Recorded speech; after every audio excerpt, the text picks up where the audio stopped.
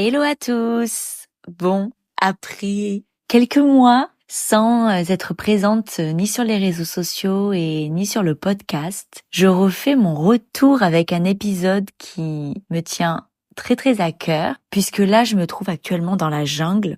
D'ailleurs, je m'excuse d'avance s'il y a peut-être des bruits qui peuvent interférer dans ce que je raconte, parce que je me trouve actuellement sur une table au milieu de la jungle, et symboliquement c'était hyper important pour moi de faire ça ici pour en quelque sorte remercier la jungle pour toutes ces leçons qui m'ont été enseignées. Je suis hyper honorée d'avoir eu la chance de venir expérimenter tout ce que je suis venue expérimenter ici.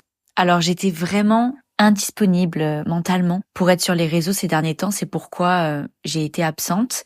Et au moins, je reviens avec plein d'enseignements et d'inspiration. Donc ça, c'est vraiment le côté positif. Maintenant, je vais vous raconter un peu la raison de mon absence, qu'est-ce qui s'est passé, un peu mes challenges. On reste dans la thématique du titre de du podcast. Ce que j'ai mis en place pour faire face à tout ce que je vivais. Et ensuite, évidemment, on va finir par les grandes leçons, les grands enseignements. Donc déjà, la dernière fois que j'étais sur les réseaux, j'étais encore à Cairns, donc dans le nord de l'Australie toujours, parce que j'étais venue j'avais quitté Brisbane pour m'éloigner un petit peu dans les régions qui sont un peu plus perdues, pour venir valider mes jours de visa et renouveler ma seconde année. Donc ça a été une période assez compliquée, je dois l'avouer. Comme toute mon année en Australie, j'ai été pas mal challengée sur ça. C'était vraiment le travail, le financier qui est revenu pas mal pendant l'année. Et là, c'est vrai que j'ai mis quasiment 1 mois et demi à trouver un travail. Ça a été vraiment dur psychologiquement de rester motivée et de voir mon argent partir. Et me dire que est-ce que ça allait à un moment donné arriver. Mais oui, c'est enfin arrivé. Donc après Cairns, j'ai bougé dans une toute petite ville qui s'appelle Portuglas, là où je suis restée 2 semaines. Et ensuite, j'ai trouvé l'annonce du travail dans lequel je suis sur Facebook, et donc de Portuglas, j'ai migré dans la jungle qui était à 1h30 donc du coup de Port-Douglas. Et là, ça fait 3 mois que je me trouve perdue au milieu de nulle part. Je travaille dans un restaurant-café où je fais les cafés, la caisse, mais aussi je fais les burgers, et je m'occupe d'accueillir aussi des groupes. Donc voilà, c'est vraiment le petit café-restaurant du village, bon du coup là de la jungle en l'occurrence, qui accueille les groupes, qui accueille un peu les touristes, et on est un peu polyvalent. Donc c'était une chouette opportunité, et je suis ravie d'ailleurs d'être venue ici. Mais c'est vrai que je me disais que j'allais revenir sur les réseaux une fois que j'aurais trouvé un travail, mais finalement ça s'est enchaîné. Une fois que je suis arrivée ici, j'ai dû m'adapter à plein de choses auxquelles je m'attendais pas. Déjà, le fait de vivre dans une maison, une très vieille maison, ça m'a sorti de mon confort, de l'appartement dans lequel j'étais quand j'étais à Brisbane. C'est une maison qui est vraiment ouverte de tous les côtés. Donc, les animaux font un peu leur vie dans la maison. Il y a aucun moyen de me protéger, entre guillemets, de créer un espace. Il y a des trous partout, donc c'est vrai que je suis pas mal confrontée, surtout le soir, à voir des crapauds se promener dans la maison. Le matin, quand je me réveille, il y a parfois leurs besoins. Je vois pas mal de cafards aussi. Donc voilà, ça a été compliqué de me confronter à toutes ces choses au début. Ensuite, il y a eu le fait de vivre isolée de tout magasin, de pas pouvoir faire les courses quand j'en ai envie. Donc une fois par semaine, il y a le patron qui va chercher notre drive à la ville la plus proche d'ici, qui est quand même à 1h30. Donc ça a été aussi difficile, voilà, de devoir gérer cette frustration, et de pas pouvoir vivre le jour au jour comme je faisais quand j'étais à la ville, et de devoir anticiper. Donc j'ai dû m'adapter, voilà, à ces choses plutôt physiques. Et puis ensuite, rapidement, j'ai été confrontée à des relations interpersonnelles qui m'ont pas mal challengée, notamment avec la manager avec qui je travaille au restaurant. J'ai pas forcément envie de mettre d'étiquette sur ce que j'ai vécu. Pour vous donner une idée de l'ambiance, je le ressens comme quelque chose assez proche du harcèlement psychologique. Mais voilà, j'ai pas forcément envie de mettre ça parce que j'ai pas envie de dramatiser ce qui s'est passé. J'ai juste envie de vous donner un peu des indices sur l'ambiance qu'il y avait un peu. C'est-à-dire que voilà, je sentais que cette personne ne m'aimait pas, qu'elle me jugeait, j'étais en permanence reprise sur ce que je faisais, je sentais que je l'irritais. Donc pas facile de continuer à travailler dans des bonnes conditions, de garder la motivation, de garder confiance en moi. Et vous pouvez me dire, mais pourquoi justement tu n'es pas partie? Eh bien ça, je vous raconterai déjà un peu plus tard dans l'épisode des leçons que j'ai apprises par rapport à ça. Mais la raison principale pour laquelle je ne suis pas partie, c'est que déjà je n'avais pas le choix. Techniquement, si je voulais valider mes jours et mon visa j'avais pile le temps en fait pour valider mes jours. Donc j'avais pas le choix que de rester dans ce restaurant. Et aussi, je pense que c'est pas un hasard que je sois dans cet endroit. Je pense que je devais vraiment me confronter à cette expérience pour grandir sur des choses que je raconterai dans un second temps. Et ensuite, pour finir, j'ai été énormément challengée sur le fait d'avoir perdu un peu ma joie. J'avais plus de créativité. Je me sentais pas du tout malheureuse parce que je sentais que j'étais à la bonne place, mais j'avais plus du tout l'élan d'écouter de la musique, de danser et de partager sur les réseaux. J'étais complètement repliée sur moi-même. Je sentais que vraiment que j'étais en grande introspection. J'avais vraiment besoin de silence. J'ai eu quasiment aucun contact à part avec mes collègues et j'ai passé vraiment énormément de temps seule. J'ai voulu jouer le jeu parce que c'est ce qui m'était présenté. Je suis très très heureuse d'avoir été jusqu'au bout aujourd'hui, même s'il me reste encore une semaine et demie maintenant. Pour moi c'est plus rien. Enfin, vu tout ce qui s'est passé jusqu'à maintenant, je sens vraiment que j'avais besoin d'être cette chenille qui avait besoin d'être repliée sur elle-même, transmutée, libérée et vivre ce cycle comme il avait besoin d'être vécu pour ensuite devenir le papillon que j'allais être et que je sens qu'il commence à se présenter à moi en fait. Je sens tout le travail qui a été fait et je sens que je vais bientôt pouvoir m'envoler. Maintenant que je vous ai un peu posé le contexte, je voulais raconter et partager un petit peu qu'est-ce que je mettais en place pour réussir à tenir pendant ces 3 mois. Donc déjà la discipline, c'est vraiment la chose la plus importante qui m'a permis et qui me permet aujourd'hui d'avoir une telle gestion de mes émotions et de ne pas me laisser emporter par des blessures qui vont être réveillées. Donc moi actuellement, j'ai une discipline qui me correspond, mais elle a évolué depuis les années qui ont passé et elle pourra encore évoluer dans les années qui arriveront. Mais le plus important en fait, c'est de trouver quelque chose avec lequel on reste discipliné. Et je vous promets que la discipline est obligatoire si on veut avoir une bonne gestion émotionnelle, que ce soit dans les relations interpersonnelles, dans notre rapport avec l'argent, dans notre rapport avec les expériences qu'on vit, dans ce qu'on ressent. C'est vraiment la chose la plus importante. En tout cas, plus spécifiquement, j'ai mis en place le fait dès que je ressens des choses, d'être pleinement dans mon corps pour pouvoir libérer. Par exemple, quand j'étais à un moment donné dans la maison, je vois à un moment donné de ma fenêtre du toit une mue de serpent qui pend et là je commence à être hyper angoissée. Là je me dis oh là là, je savais qu'il y avait des serpents qui vivaient dans le toit, mais là je vois il y a une mue et il est là quoi, il est passé devant ma fenêtre. Et en plus la mue fait vraiment plusieurs mètres de longueur, donc le serpent hyper grand. Et là, c'était le soir en plus, et genre, je ne pouvais pas dormir. J'étais angoissée et me suis forcée à toujours rester dans mon corps, à toujours ressentir pleinement ce que je ressentais. Toute la nuit, je sentais des vagues d'énergie dans tout mon corps qui allaient, venaient. Et le lendemain, j'ai parlé avec mon patron en lui disant, voilà, là, j'ai passé une nuit horrible. Je suis hyper angoissée. Je sais pas comment je vais faire pour gérer le reste des jours. En plus, c'était vraiment le début, quoi. Et là, donc, il m'a rassurée. Il m'a dit que ce sont les serpents. Ils n'avaient aucune raison de venir dans la maison, que je risquais rien. Parce que je rêvais qu'il vienne dans mon lit, qu'il me pique, qu'il me mette son venin, que je meure.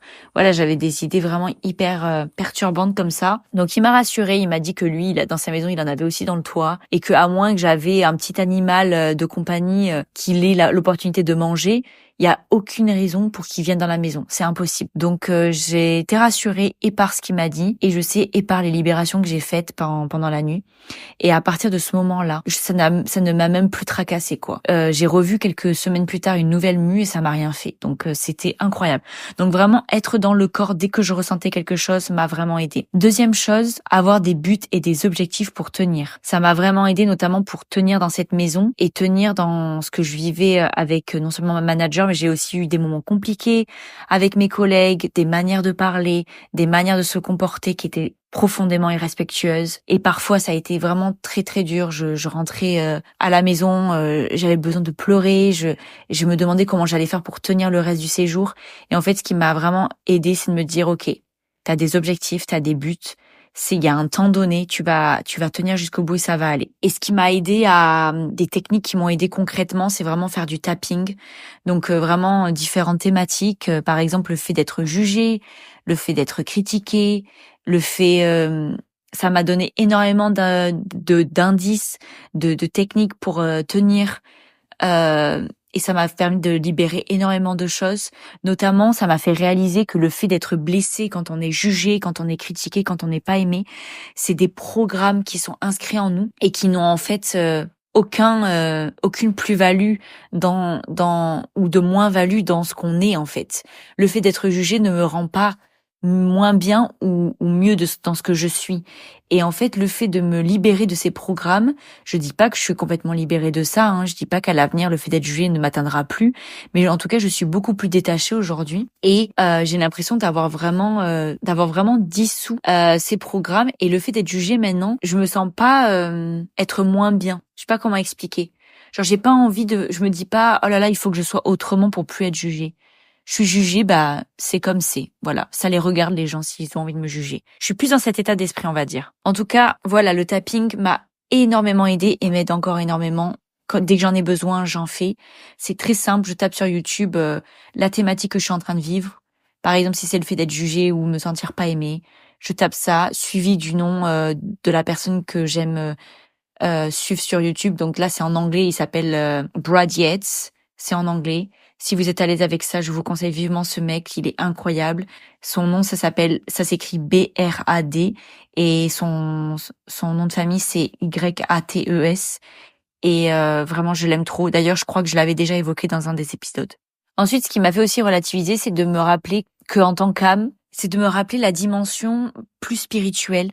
C'est-à-dire que quand, par exemple, j'étais pas bien traitée par soit ma manager ou mes collègues, je me disais, mais et si c'est moi qui leur avais demandé, en tant qu'âme, d'âme à âme, de me traiter de cette manière pour me bousculer, pour me faire comprendre des choses. Et je vous expliquerai dans un troisième temps toutes les leçons que j'ai apprises de tout ça, mais c'est incroyable. Et en fait, le fait de reprendre sa responsabilité et de se dire, et si en tant qu'âme, je leur avais demandé? Et si eux, en tant qu'âme, ils m'avaient dit, non Estelle, on veut pas te faire ça, et que j'avais insisté en leur disant, s'il te plaît, fais-le, j'ai besoin de comprendre certaines choses. Mais je vous promets que ça fait trop relativiser. Et je me disais aussi, et si dans une autre vie, j'avais maltraité cette manager, au point que je devais en fait régler ce karma dans cette vie. Mais je vous promets que ça fait toute la différence. Ce qui m'a énormément aidé aussi, c'est prier. Prier tous les soirs et demander pardon en envoyant de l'amour aux personnes qui me traitent mal. Je vous promets que je me suis posé plein de questions en me disant, qu'est-ce que je peux faire pour que ça s'améliore? Et en fait, la réponse qui venait toujours, c'était l'amour, l'amour, l'amour. En fait, il y a que l'amour qui peut résoudre des situations. Donc c'est pour ça que j'ai commencé à prier. C'est pas la première fois, la première expérience que je fais ça. Ça m'est déjà arrivé de le faire avec une ancienne patronne quand je travaillais en France en tant que psy. J'avais vécu une expérience aussi hyper compliquée avec elle et je m'étais mis à prier et à lui envoyer beaucoup d'amour à cette femme et à tel point que l'expérience est vraiment transformée à la fin. Elle est passée de me harceler à s'intéresser profondément à ce que j'étais et j'ai fini en beauté cette expérience. Donc je sais que ça marche et je sais que la haine n'amène rien. Donc j'ai voulu retenter l'expérience en priant, en envoyant de l'amour à cette personne et à ces personnes parce que j'ai pas fait que pour une personne et ça m'aide actuellement énormément. Et ensuite la dernière chose qui m'aide donc du coup c'est de rester authentique, rester moi-même, ne pas craquer en me disant bon allez tant pis, je vais me changer, je vais jouer un rôle pour essayer d'être plus aimée, pour être différente. Non, en fait, je suis restée moi-même. Je me suis juste occupée de gérer mes émotions, malgré le fait de ne pas être aimée. Et ce que je me rappelais, c'était de me dire que peut-être que là, c'est hyper compliqué d'être moi-même parce que je suis pas acceptée comme je suis pas aimée comme je suis. Mais c'est ok. Parce que dans quelques mois, ces personnes, je les verrai plus. Limite, je les aurais oubliées. Et par contre, moi, je serai toujours avec moi-même. Et le plus important, c'est de ne pas me trahir. Maintenant, j'aimerais passer aux leçons. Alors déjà, ce qui est trop marrant, c'est qu'à chaque fois que je vis une expérience, j'ai tendance à comparer avec les expériences du passé. Par exemple, à Brisbane, plusieurs fois, la thématique de mes expériences était me respecter, oser parler, oser m'exprimer, oser dire les choses. Et là, je me disais, ok, ben peut-être que là, je dois me faire respecter, donc je dois peut-être parler, ou je dois peut-être partir. Peut-être que là, ça me montre que je dois partir. Mais à chaque fois, ça résonnait pas du tout. Et en fait, ce que j'ai fini par comprendre, c'était que cette expérience, elle était venue me montrer le détachement, que ce soit sur la maison dans laquelle je vivais avec les animaux, que ce soit le fait de vivre isolé, que je pouvais pas contrôler, le fait d'aller faire les courses quand je voulais, me détacher de ça, et aussi le fait de me détacher de ne pas être aimée, me détacher d'être critiquée, d'être jugée sur qui je suis, sur ce que je fais, sur ma valeur. Enfin bref, c'était le détachement. Donc ça a été vraiment loin d'être facile tous les jours parce que le détachement, c'est vraiment pas quelque chose qui se contrôle. C'est quelque chose qui doit vraiment se vivre de l'intérieur. C'est comme si on enlève la peau de quelque chose, qu'on détache quelque chose. C'est vraiment la chenille, en fait, qui se détache de cette mue pour devenir le papillon, quoi. Donc, en fait, on peut pas dire, OK, là, ça y est, maintenant, je suis détachée, quoi. On doit vraiment passer par là. Mais là, c'est un autre level, quoi. Je pense que j'ai jamais dû vivre un niveau de détachement aussi intense que là j'ai vécu. Donc, qu'est-ce que le fait de vivre dans une vieille maison avec des animaux a pu m'enseigner? En fait, déjà, ça m'a habituée à vivre dans des conditions rudimentaires. Et du coup, aujourd'hui, ça me fait plus peur. Parce que souvent, quand on a une belle maison, quand on a du confort, plus le temps passe, plus on accumule du confort, plus on accumule du matériel. Et en fait, plus on a peur de perdre ce qu'on a. Moi, aujourd'hui, le fait d'avoir vécu dans cette maison, j'ai plus peur en fait de perdre quoi que ce soit parce que j'ai vu qu'en fait j'étais capable de vivre dans ce genre de conditions. Alors oui, évidemment que le confort me manque, que j'ai hâte de pouvoir marcher pieds nus dans une maison, de pouvoir me doucher dans une douche propre. Je me languis en fait de retrouver mon confort, mais je sais que si je dois retourner dans une expérience un peu comme ça en Australie, ça me fera pas peur de le faire, de l'expérimenter pour atteindre mes objectifs. Parce que mes objectifs, j'en ai toujours. Je continue à vivre mon expérience en Australie. Donc je sais que voilà, j'aurai plus peur de revivre ce genre de choses. Et si un jour je retrouve mon confort de manière plus stable, que je construis ma maison, que j'ai ma famille, je sais que cette expérience, elle est vraiment là imbibée dans mes cellules maintenant et que j'aurai pas peur en fait de perdre ce que je vais de nouveau acquérir dans l'avenir. Aussi le fait de vivre avec des bêtes dans la maison, ça m'a appris à vivre avec elles, de me détacher de leur présence. Elles vivaient leur life de leur côté, moi je vivais la mienne de mon côté. Et en fait, c'est voilà, apprendre à vivre avec ce qui m'est présenté et de libérer les angoisses par rapport aux serpents, aux cafards aussi, mon Dieu, j'ai libéré beaucoup de choses par rapport à ça. Ça a été difficile, mais aujourd'hui, quand j'en vois dans l'évier de la cuisine, par exemple, hier, j'ai dû aller à la salle de bain, la nuit était tombée, donc quand la nuit tombe, les cafards sortent. J'en ai vu dans l'évier de la cuisine, pardon. Et au début, je ressentais plein de frissons dans tout mon corps. Et là, je sens qu'il y a des choses qui sont un peu transmutées, libérées. Quand je les ai vues, je me suis dit, berk, qui sont encore là. Mais ça va. J'ai géré, quoi. Après, je vous avoue que j'ai hâte de partir, on va pas se mentir. Ensuite, dans le fait de vivre isolé, de vivre loin de tout magasin, de pas avoir la main sur ce que j'ai envie d'acheter pour cuisiner, etc. Déjà, même scénario que pour la maison. Ça me prépare aussi si je dois revivre isolée dans une autre expérience en Australie. Ça me fait plus peur parce que je sais que j'en suis capable. Et ensuite, ça m'a obligée de cuisiner simplement avec ce que j'ai à disposition. Ça m'a rodé sur le fait de faire des plannings, de mieux m'organiser pour la nourriture. Même à un moment donné, mon boss ne pouvait pas aller à la ville pendant plusieurs semaines parce que c'était les vacances. Donc j'ai dû faire des courses pour 3 semaines. Il y a quelque chose qui m'a vraiment étonnée pendant ces 3 semaines. J'appréhendais énormément. Et en fait, déjà, non seulement j'ai réussi, mais surtout, j'ai réussi à me discipliner pour manger. C'est-à-dire que quand j'ai tout à disposition, le magasin à 2 minutes de chez moi, j'ai tendance des fois à me laisser un peu happer par mes pulsions, surtout quand je suis en zone rouge.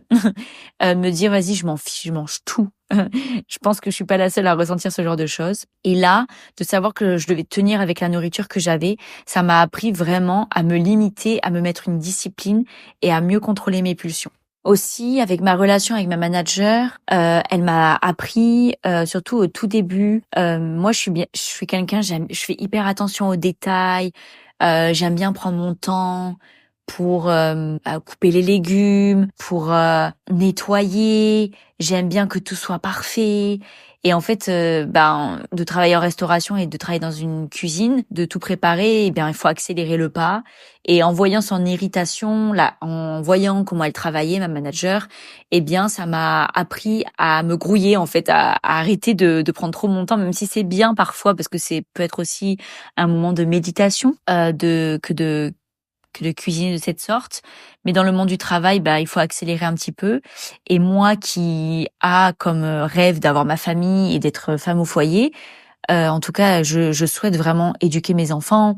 J'aimerais même faire l'école à la maison et j'aimerais tout cuisiner handmade. J'ai trop envie de tout préparer, faire mes confitures, mes pâtes, enfin tout à la main, quoi.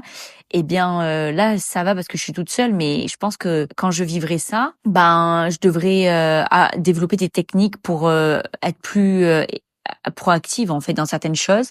Cette expérience déjà, ça m'a montré que ça m'a rodé en fait sur le fait d'aller plus vite pour être plus efficient, quoi. Aussi, contrairement à ce que la situation peut paraître, c'est-à-dire que le fait d'être maltraité, d'être dénigré, d'être jugé, critiqué, de ressentir vraiment ce malaise, on pourrait croire que voilà, cette situation, elle est triste, qu'elle est un peu, c'est un peu une fatalité, je dois tenir jusqu'au bout dans ces conditions. Mais en fait, moi, je le vois pas du tout comme ça.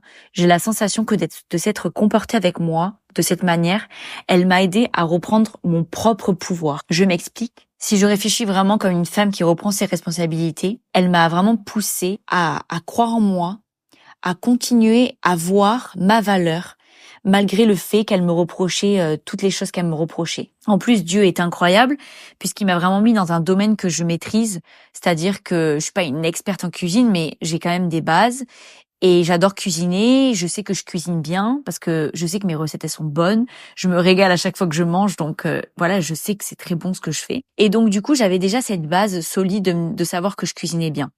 Donc quand elle venait remettre en cause des choses que je faisais, de la manière dont je le faisais, ça pouvait paraître à première vue déroutant, déstabilisant, mais en fait je sais que les choses je les fais bien en réalité. Donc en fait, si c'était vraiment un domaine que je maîtrisais pas du tout, je pense que j'aurais pris beaucoup plus à cœur les reproches du quotidien.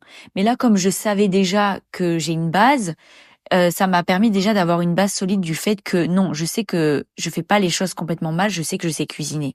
Donc ça m'a permis déjà de pas être au fond du trou complètement. Et donc déjà, voilà, pour être plus concrète, elle passait vraiment son temps à changer l'organisation de certaines choses que elle va me dire un jour, le jour d'après elle va me dire non, on fait pas comme ça, alors que je sais très bien que le jour d'avant elle m'avait dit d'une certaine manière. Donc en fait, on aurait dit qu'elle faisait tout pour que je me sente mal à l'aise, pour pas que j'ai mon pouvoir complètement, parce que en fait quand tu expliques une première fois quelque chose à quelqu'un et qu'après tu lui dis plus rien, la personne du coup elle prend ses marques, elle peut avoir pleinement son pouvoir et être pleinement confiante dans le travail qu'elle fournit. Sauf que moi, elle me laissait pas l'opportunité de me sentir pleinement confiante, puisqu'elle revenait sans cesse en me disant non, fais pas comme ça, non, fais plus comme si. Elle était tout le temps en train de surveiller ce que j'étais en train de faire, et elle est toujours en train de le faire d'ailleurs, puisque je vis toujours cette expérience, mais aujourd'hui je suis tellement détachée qu'en fait ça me fait rire. Et du coup, de par son comportement, en fait elle m'a poussée à me détacher. Elle m'a forcée à aller chercher ma valeur à l'intérieur, malgré tout ce qu'elle me faisait comme reproche à l'extérieur. Et du coup, ce que je comprends de cette expérience, c'est qu'elle m'a rendue beaucoup plus forte. Et ça me prépare aux choses que j'ai envie de faire pour l'avenir, c'est-à-dire partager sur les réseaux sociaux.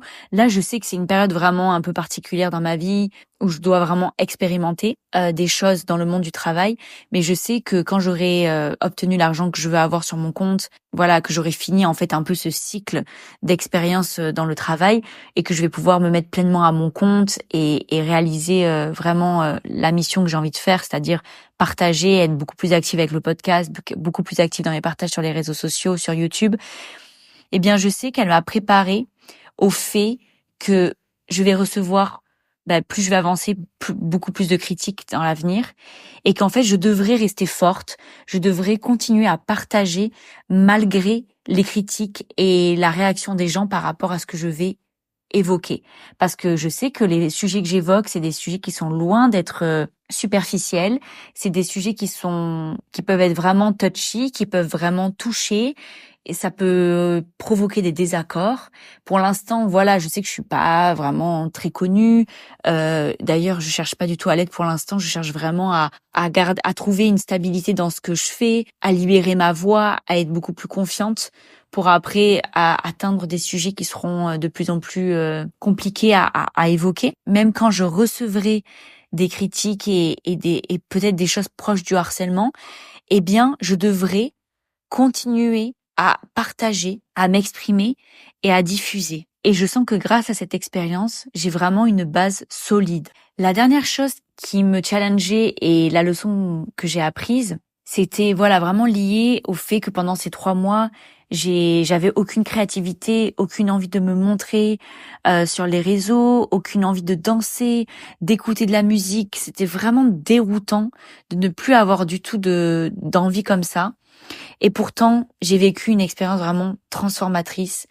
Et là, je reviens avec plein de choses que j'ai envie de partager. J'ai vécu des moments très très durs, mais je sens que c'était nécessaire, je le sais. Et là, à l'heure où je vous parle, il me reste 1 semaine et demie à peu près. J'ai atteint la plupart de mes objectifs. Et vous savez quoi? J'ai compris quelque chose aussi. Je pense que c'est vraiment important à partager. C'est que les objectifs, ils sont vraiment importants pour guider notre vie, pour assurer notre mental, pour mettre du sens sur ce qu'on vit.